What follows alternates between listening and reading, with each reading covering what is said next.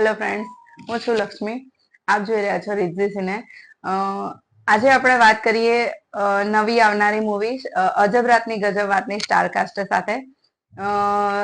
આ મૂવીની સ્ટારકાસ્ટમાં છે ભવ્ય ગાંધી, જેને ટપુના નામથી આપણે બહુ નાનપણથી ઓળખીએ છીએ. આરોહી પટેલ, જેને પણ ઘણી બધી ગુજરાતી ફિલ્મોમાં આપણે જોયા છે. અંતરાના નામથી એ પણ ઘણા બધા ફેમસ છે. આરજે રાધિકા, જે આ મૂવીમાંથી પોતાનો ડેબ્યુ કરી રહ્યા છે. તો ચાલો એમની સાથે વાત કરીએ અને જાણીએ આ ફિલ્મ વિશે ઘણી બધી અજબ ગજબ વાતો. ઓકે, હેલો ભવ્ય. હેલો, કેમ છો? હાય, થેન્ક યુ. બસ મજામાં. તમને ફિલ્મ ગમી? ફિલ્મ જોઈ તમે? મારે જાણવું છે ખરેખર.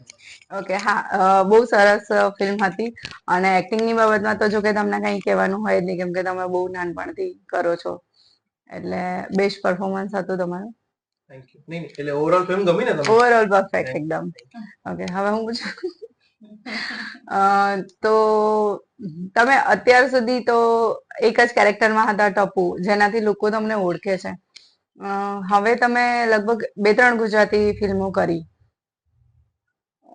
તો તમને કેવો અનુભવ, એક તમારી કાયમી ઓળખમાંથી બહાર નીકળી અને એક નવી ઓળખ બનાવવા માટેનો તમારો અનુભવ કેવો રહ્યો? બહુ જ અદ્ભુત રહ્યો, કારણ કે દર વખતે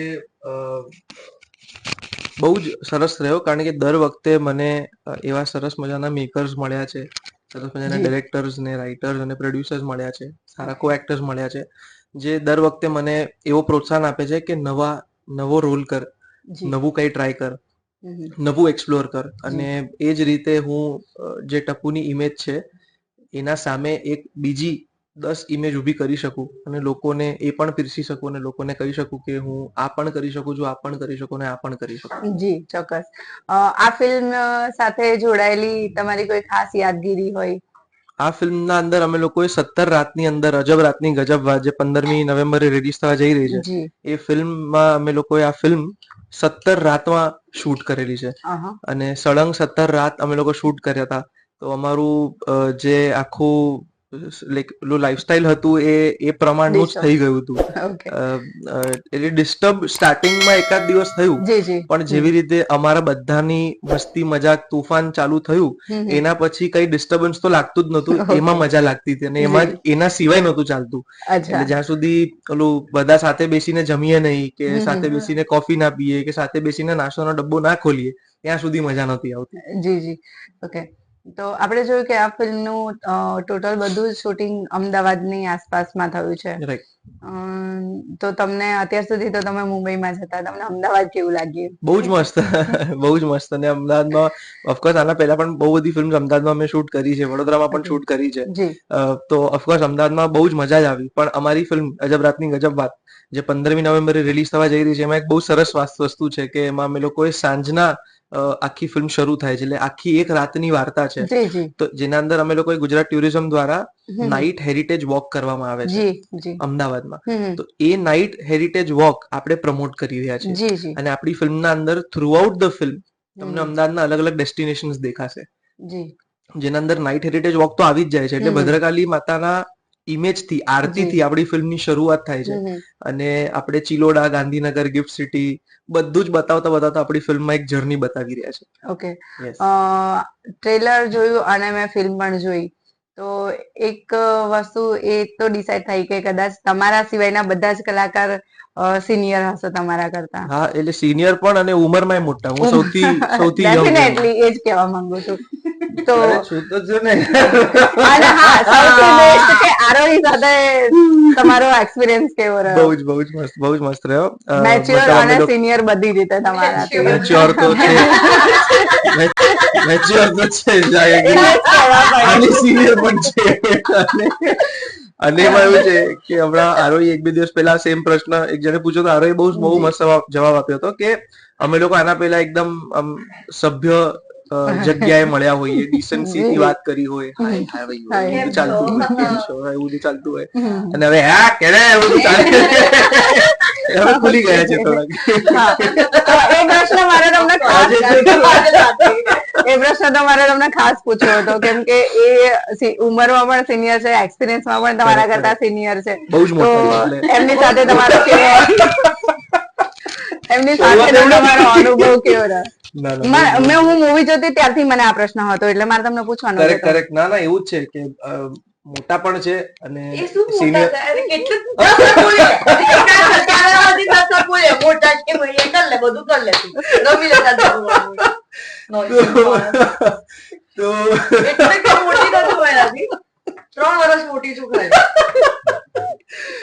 મોટા છે, સિનિયર છે, મેચ્યોર છે, તો એના લીધે એક્સપિરિયન્સ બહુ જ સરસ રહ્યો. મજા આવી, સમજવા અને શીખવા બહુ બધું મળ્યું કારણ કે આટલા મોટા છે અમારાથી એટલે. અને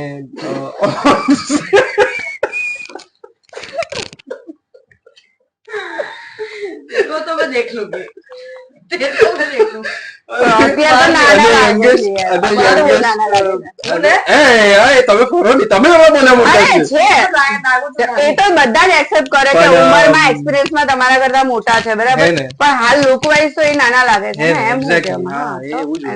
તો એટલે બહુ જ મજા આવી ઓવરઓલ. બહુ જ એકદમ ફન રાઈડ હતું. નોટ જસ્ટ એવું નથી કે ખાલી અમે બે મતલબ હું સૌથી યંગેસ્ટ છું આખા ટીમમાં, એટલે સૌથી વધારે તોફાન પણ હું જ કરું છું અને સૌથી વધારે ઇઝીલી બચી પણ હું જ જાઉં છું. આદત છે ને તમારી. હા, એ નીકળી જ નથી હજી સુધી.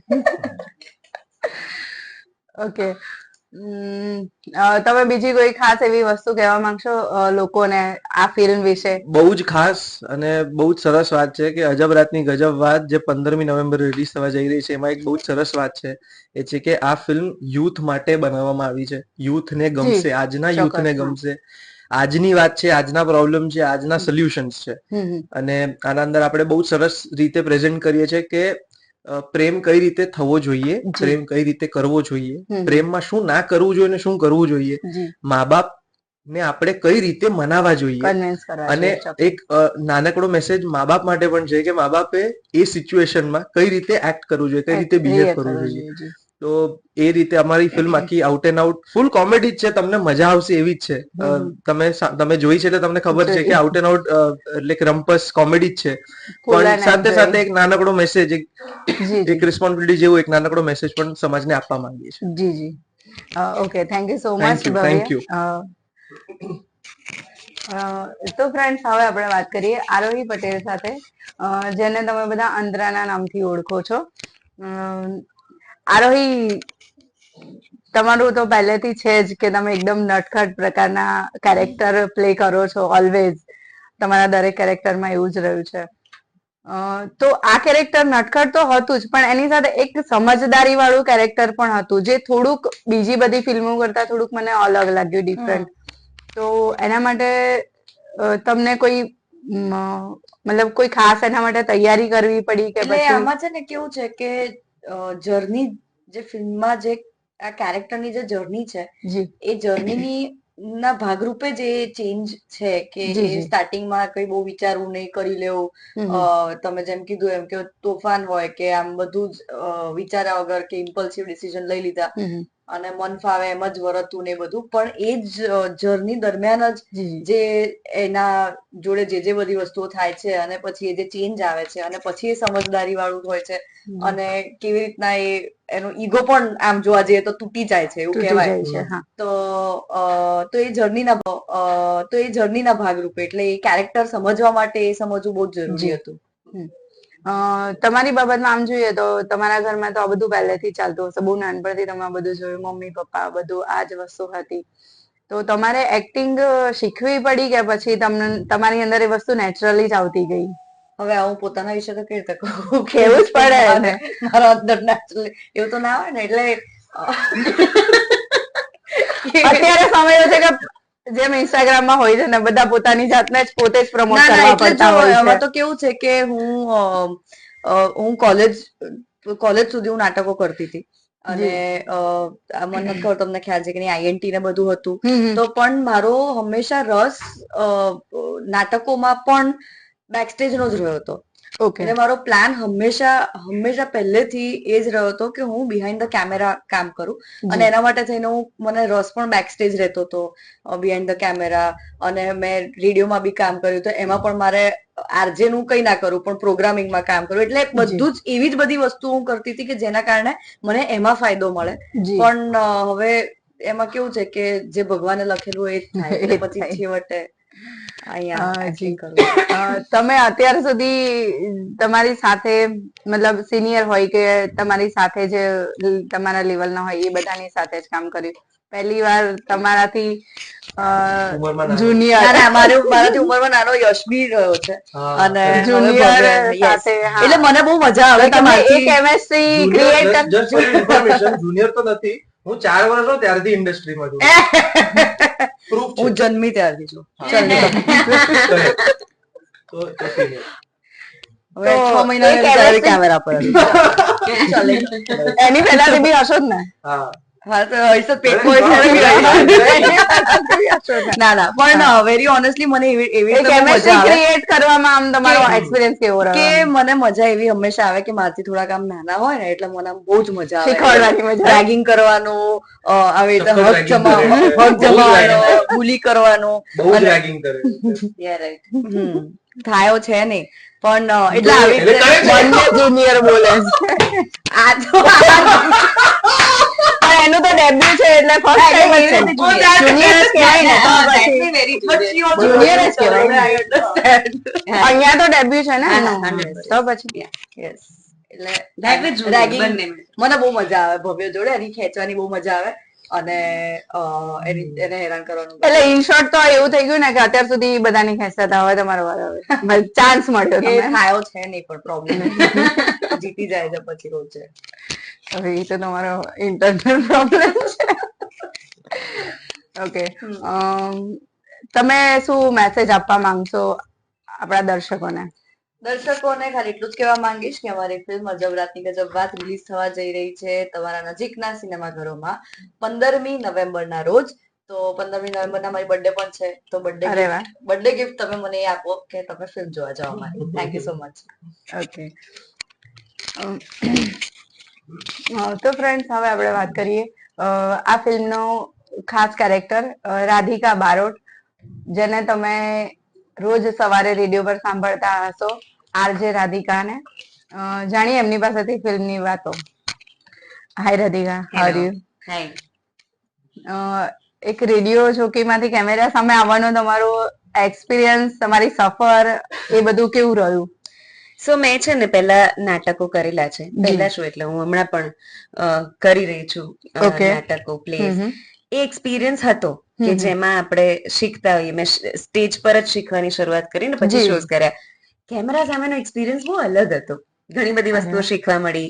હું ઘણું બધું, કેમ કે આ લોકો એક્સપિરિયન્સ છે, એમને હું પૂછતી કે આ કઈ રીતે કરવાનું, આ કઈ રીતે કરવાનું, પણ બહુ જ સારો એક્સપિરિયન્સ રહ્યો. અને હું અગેન એન્ડ અગેન કહું છું કે પહેલા એક્સપિરિયન્સમાં જ આટલા સારા લોકો સાથે કામ કરવા મળ્યું, ડેફિનેટલી એ મારા માટે બ્લેસિંગ હતું.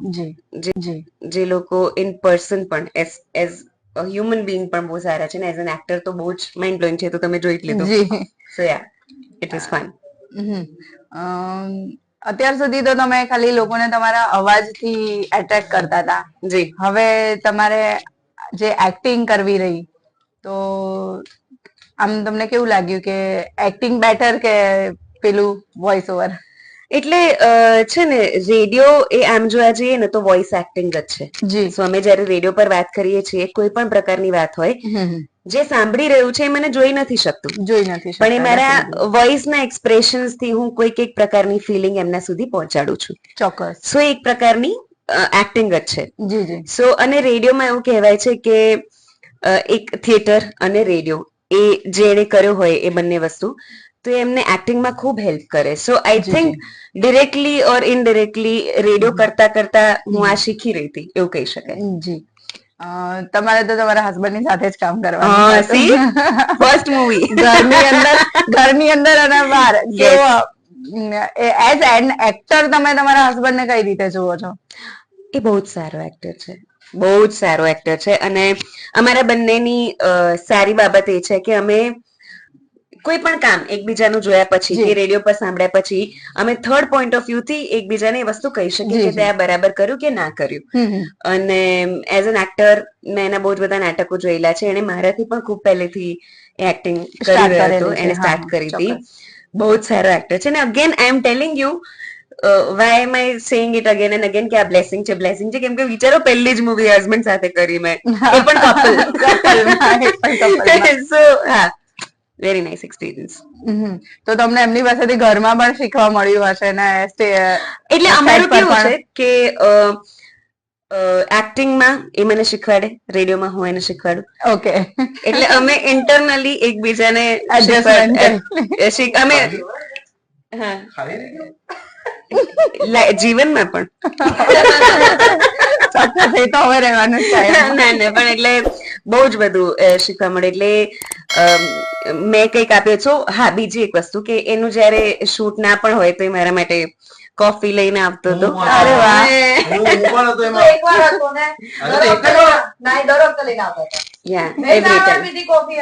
Every time.